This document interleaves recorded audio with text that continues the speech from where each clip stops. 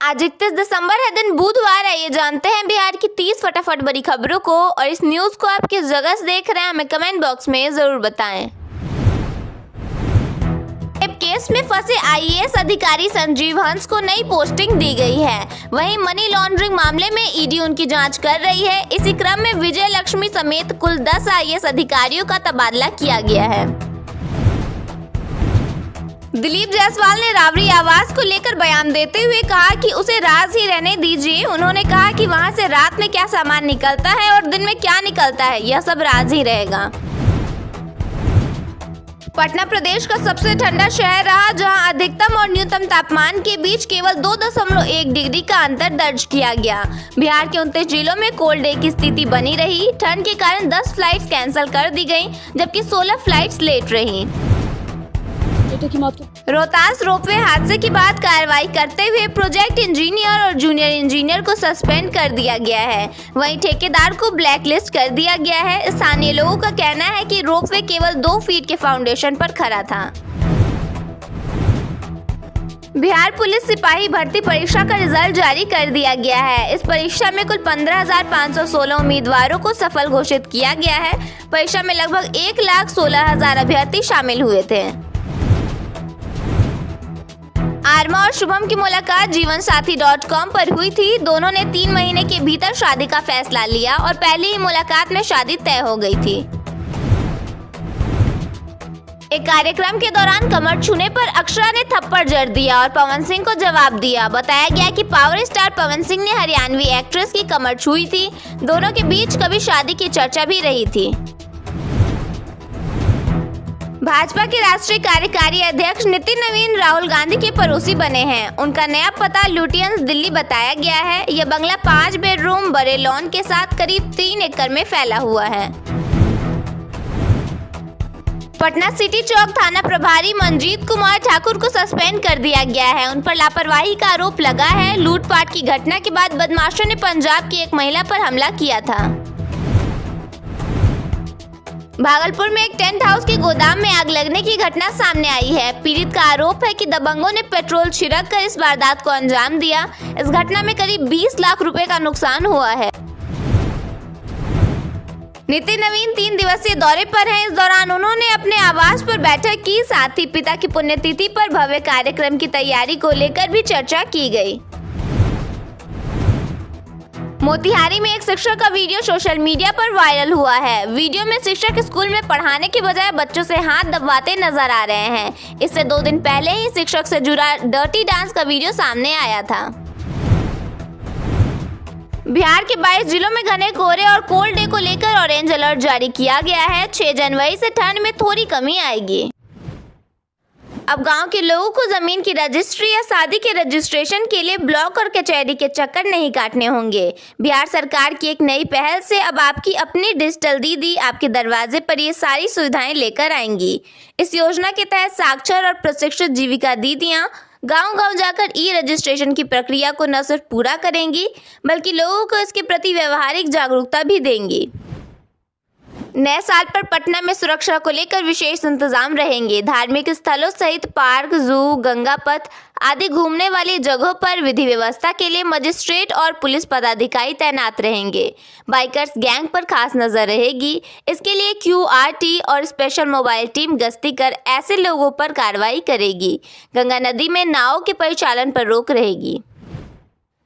पटना में नए सेशन के स्कूलों में बंद पड़े आधार कार्डों को दोबारा शुरू किया जाएगा। ऐसा होने से अभिभावकों के साथ साथ बच्चों को बड़ी सहूलियत मिल सकेगी। जानकारी के मुताबिक पटना जिले में 48 आधार केंद्र खोले जाने की तैयारी है।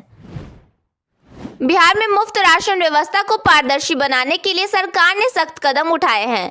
आधार से राशन कार्ड लिंक नहीं कराने वाले लोगों पर कार्रवाई शुरू हो गई है। KYC नहीं कराने वाले हजारों कार्ड धारकों का राशन बंद किया गया है और नाम हटाने की प्रक्रिया तेज कर दी गई है। पटना से बोधगया, राजगीर, वैशाली समेत फेमस टूरिस्ट प्लेस तक 40 इलेक्ट्रिक बसें शुरू करने की तैयारी है। फरवरी 2026 से संभावित शुरुआत होने की उम्मीद है। आरामदायक सुविधाओं से लैस बसें बिहार पर्यटन को नई रफ्तार देंगी और यात्रियों के लिए सफर आसान और किफायती बनाएंगी। बिहार सरकार 2026 तक 3200 नए स्वास्थ्य उपकेंद्र खोलने की तैयारी में है। इसका उद्देश्य ग्रामीण और दूर दराज के इलाकों में प्राथमिक स्वास्थ्य सेवाओं को मजबूत करना है। इन आधुनिक उपकेंद्रों में स्वच्छ भवन, पेयजल, बिजली, आवश्यक दवाएं और प्रशिक्षित कर्मी होंगे। यह पहल मातृ एवं शिशु स्वास्थ्य, टीकाकरण और परिवार नियोजन जैसी बुनियादी सुविधाओं को बेहतर बनाएगी, जिससे जिला अस्पतालों पर दबाव कम होगा और स्वस्थ बिहार के लक्ष्य को गति मिलेगी। बिहार शिक्षा विभाग ने दोहरे नामांकन पर रोक लगाने के लिए बड़ा कदम उठाया है।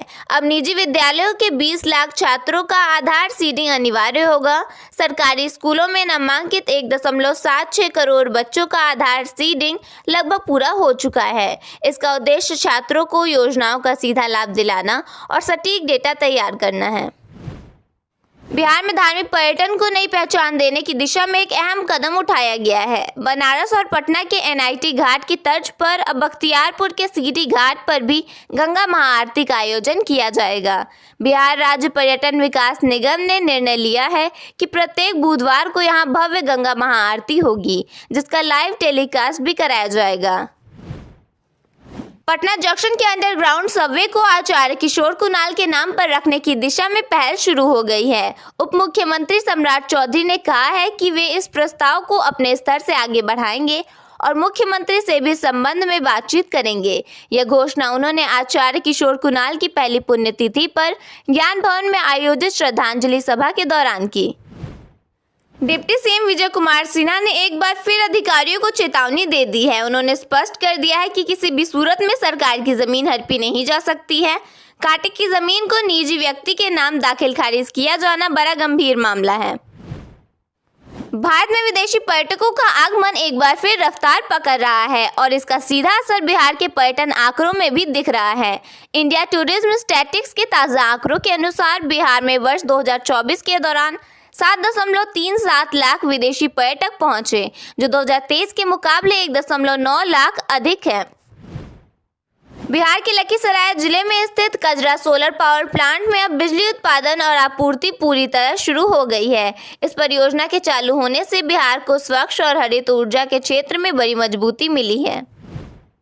गोपालगंज के थावे मंदिर की चोरी की जांच में बड़ी सफलता हाथ लगी है। गोपालगंज पुलिस की SIT ने छापेमारी के दौरान छपरा मंदिर से चोरी की गई राम सीता की बेशकीमती अष्ट धातु मूर्तियां जमीन में गाड़कर छुपी हुई बरामद की। आरोपी की पत्नी और मां गिरफ्तार, बड़े गिरोह के खुलासे की उम्मीद। बिहार STF और मुंबई क्राइम ब्रांच की संयुक्त टीम ने सोमवार को नवी मुंबई में करोड़ों रुपए के सोना लूट मामले का पर्दाफाश किया। संयुक्त टीम ने बिहार के मुजफ्फरपुर जिले के बेला थाना क्षेत्र में छापेमारी कर 2 अपराधियों को गिरफ्तार किया है। बताया गया कि नवी मुंबई के नेरुल के एक शोरूम में 22 दिसंबर को अपराधियों ने धावा बोलकर करीब 2,62,26,000 रुपए के सोने के ज्वेलरी लूट लिए थे। पटना पुलिस ने उत्तर पूर्वी राज्यों से गांजा लाकर दिल्ली बनारस सप्लाई करने वाले अंतर्राज्यीय गिरोह का भंडाफोड़ किया है।